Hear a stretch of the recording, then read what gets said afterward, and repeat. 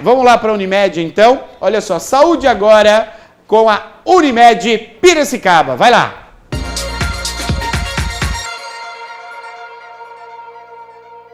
E hoje, mais uma vez, aqui na Medicina Preventiva da Unimed Piracicaba, a gente vai conversar com a nutricionista Thaís, que você já conhece de outras pautas aqui no programa também. E olha, hoje a Thaís vai falar pra gente de um assunto que é um problema moderno, contemporâneo, né? E é um problema muito sério, que a classe médica, nutricionistas e todo o envolvimento aí da Unimed tem se preocupado muito com os dados que vem aumentando. É a questão da obesidade infantil. Thaís, boa tarde. Para a gente iniciar, quais são aí as principais causas da obesidade infantil? Um problema tão sério e tão atual.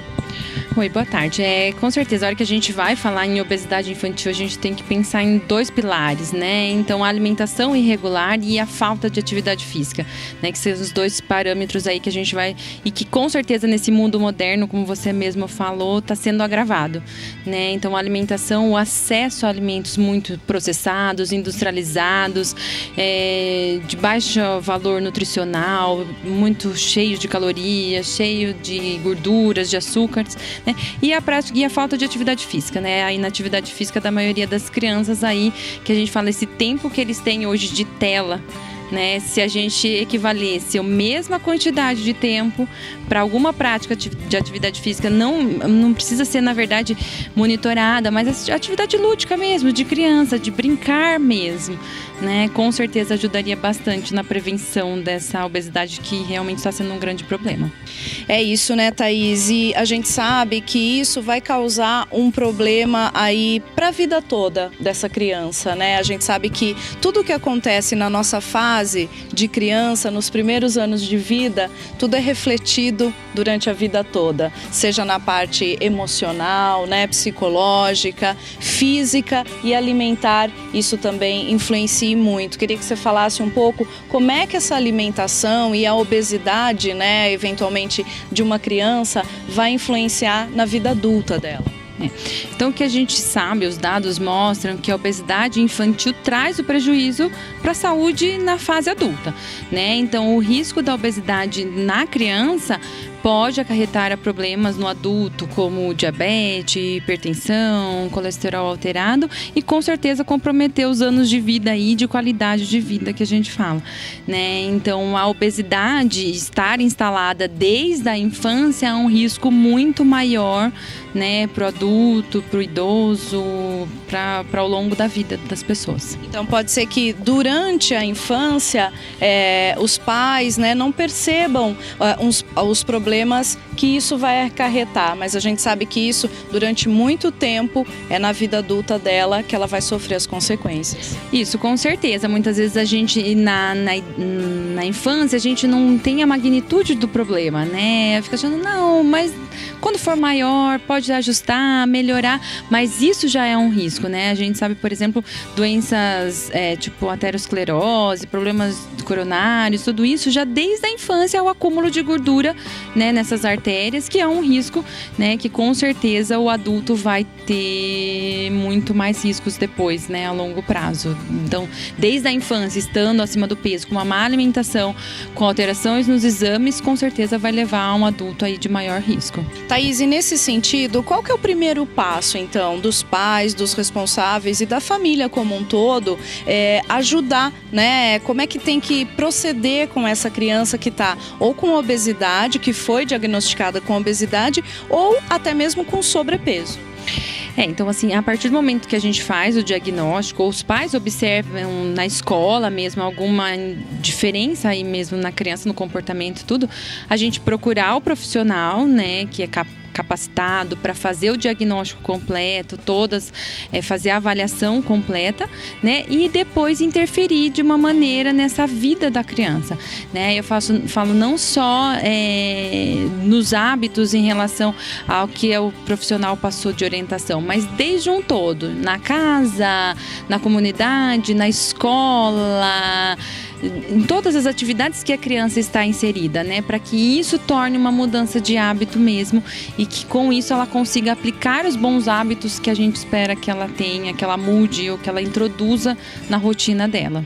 A gente sabe, né, que antigamente, até a gente faz às vezes pesquisa lá no programa ao vivo, Thaís, quem é que brincava, né, de amarelinha na rua, quem que pulava corda, quem andava, essa semana falaram do carrinho de rolemã, quem nunca andou de carrinho de rolemã, quer dizer, são brincadeiras, como você disse, né, que faziam com que as crianças gastassem energia e que hoje, por conta aí da facilidade dos games, dos celulares, das telas, isso vem diminuindo cada vez mais e acaba refletindo aí na saúde dessas crianças.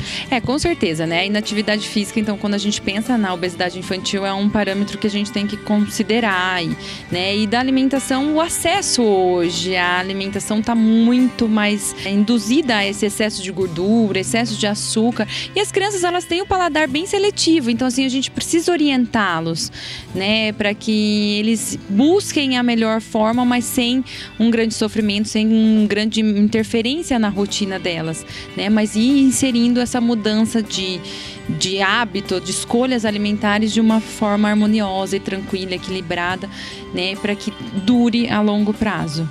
Thaís, e a questão do exemplo, né, que a criança tem em casa, isso ainda é válido, né? Aquilo que a criança vê os pais comendo é o que ela vai querer ou não. Quer dizer, não adianta eu não comer uma verdura, legumes, o meu prato ser totalmente sem cor, né? Sem cor nenhuma, e não comer uma fruta, a criança não vê o adulto comendo. Isso ainda influencia na alimentação dessa criança?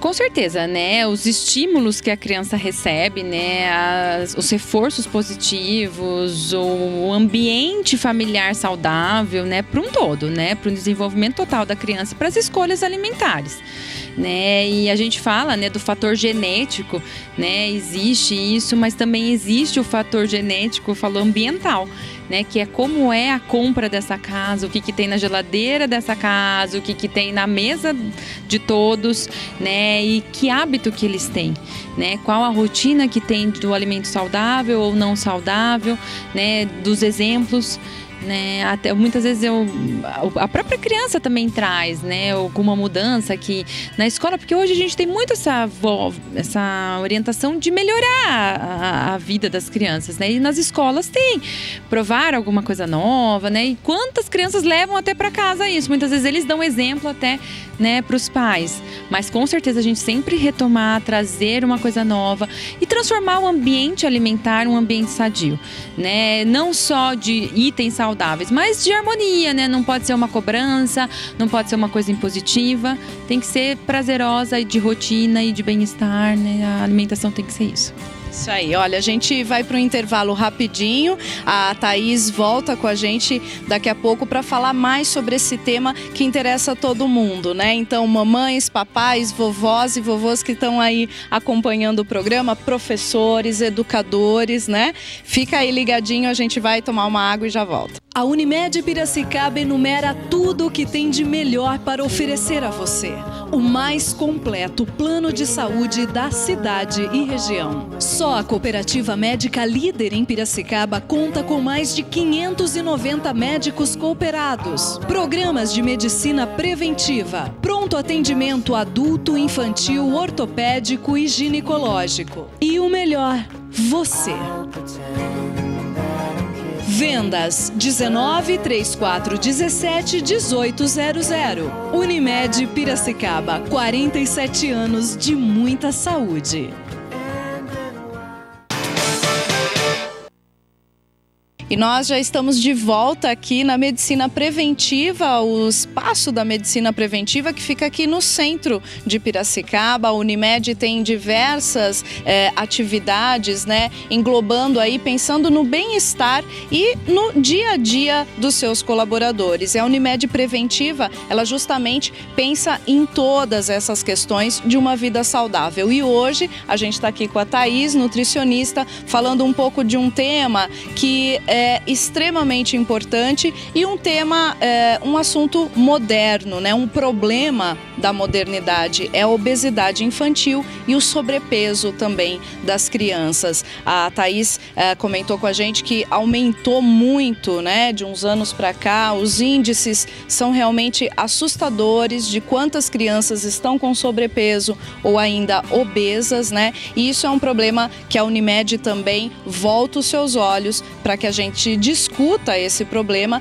e que seja cada vez mais superado, né? Thaís, queria agora que você falasse especificamente de como, né, uma alimentação para essa criança deve ser equilibrada, né, de formas gerais. É claro que a gente sabe que vocês estão abertos, quem tiver mais dúvida, né, pode vir até aqui, conversar com a Thaís, a equipe toda está disponível para dar orientações, mas assim, de forma geral, Thaís, como é que a família, né, vovó que fica com as crianças, os educadores nas escolas, como é que a gente pode direcionar a alimentação dessa criança para que ela seja, né, tenha uma vida saudável e um organismo saudável?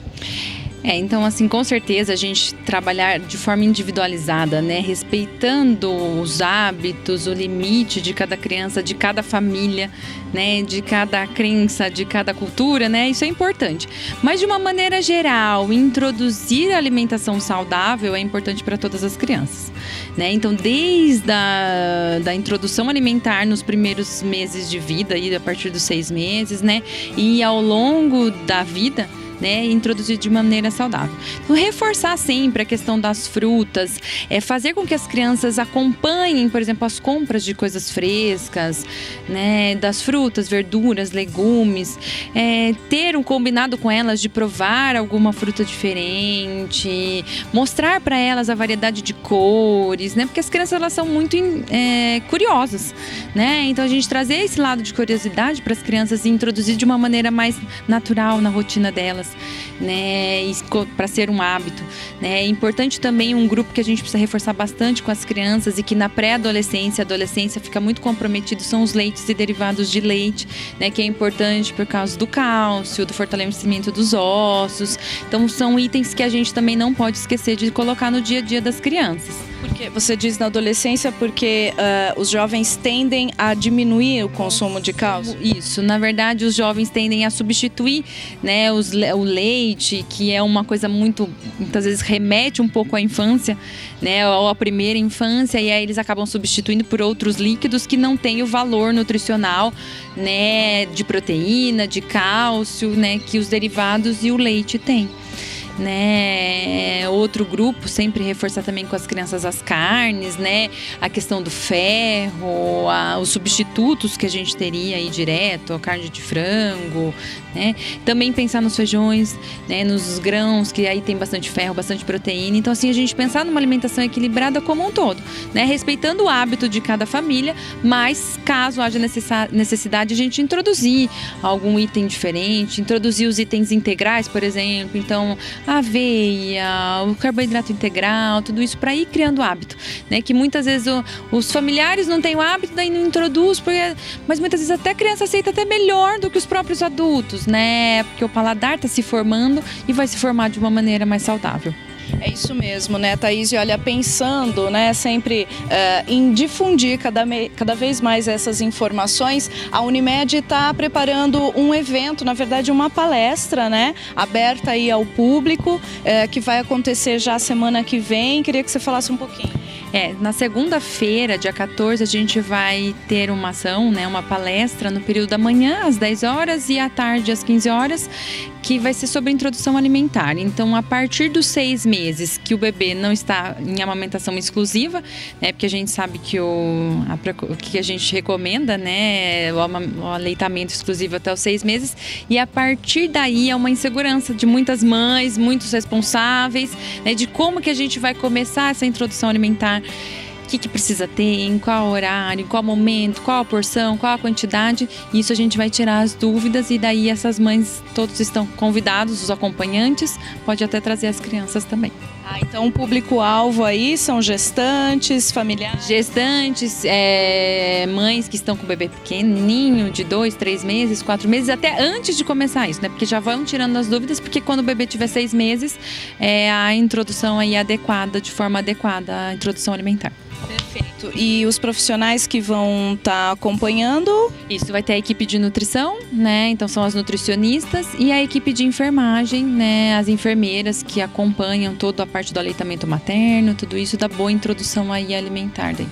Perfeito. Olha, então você que ficou interessado e quer participar, né, ouvir essa palestra, que vai ser muito importante, você pode então entrar em contato ou pelo telefone 3433-2000, que é aqui da Medicina Preventiva, ou então você também pode se inscrever pelos e-mails, as vagas são limitadas, é só você mandar lá no eventos.saude@unimedpiracicaba.com.br. Aí vão saber mais detalhes sobre o tema Introdução Infantil. Essa palestra, as duas palestras, né, vão acontecer então no dia 14 de outubro. Estão todos convidados e que seja um sucesso, né? Vai ser com certeza. Thaís, muito obrigada pelas suas informações, né, por receber a nossa equipe. Parabéns, né, por esse dia a dia pensando no bem-estar dos beneficiários e das nossas crianças principalmente.